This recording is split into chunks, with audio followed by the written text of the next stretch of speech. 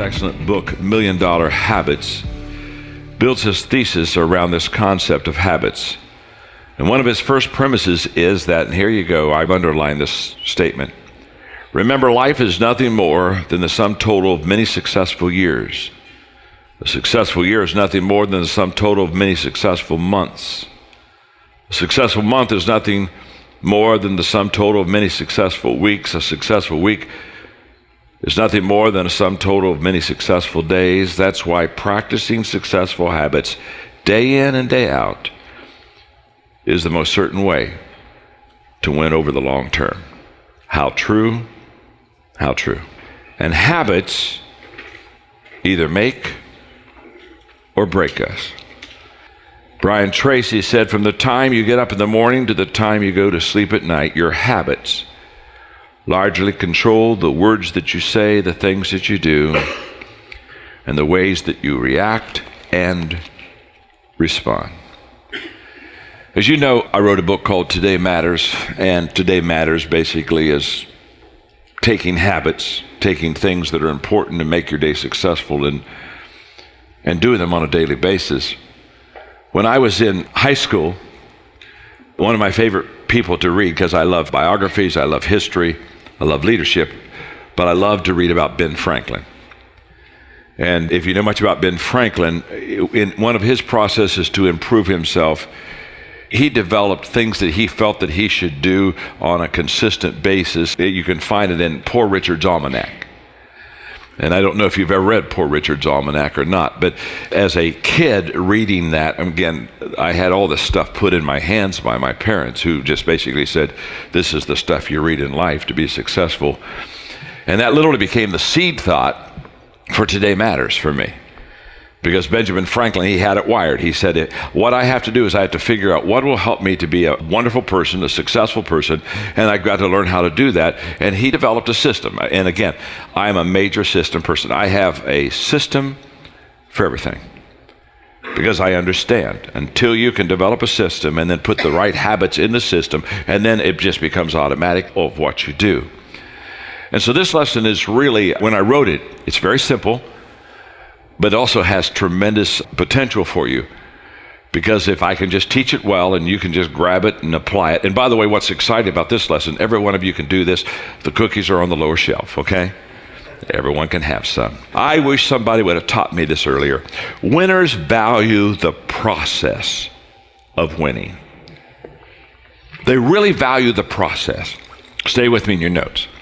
Losers overvaluate the outcome and underevaluate the process. Losers think, boy, I'm going to get this, and they don't understand the process they have to go to get to it. You see, the process includes two things: preparation for the things that will help you win, and separation from the things that hurt your chances to win. So whenever you're getting ready to develop the process of winning, there's preparation and there's separation. And we'll talk about both of them. Preparation, first of all. A big key to improvement and getting better can be summed up in 3 words: practice, practice, practice. Paul McCartney says, we always wrote a song a day. Whatever happened, we always wrote a song a day.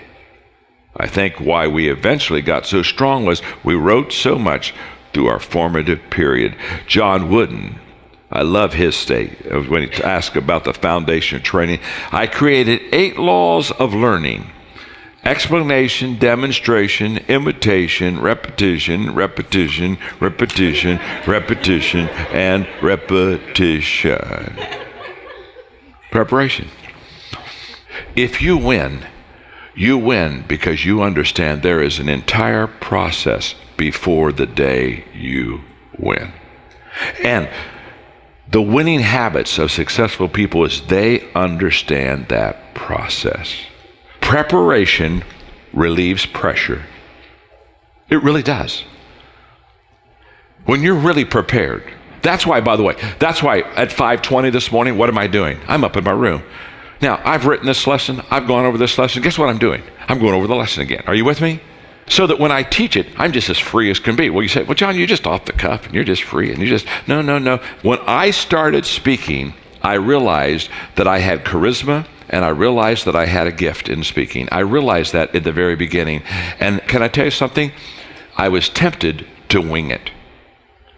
I thought, I have the ability to take some scripture, get up, smile at people, tell the story, and away we go, and develop a little chemistry going, and I can wing it. And I can remember in my first 6 months of really preparing lessons, I can remember coming to a crossroad. Am I going to be a wing it speaker?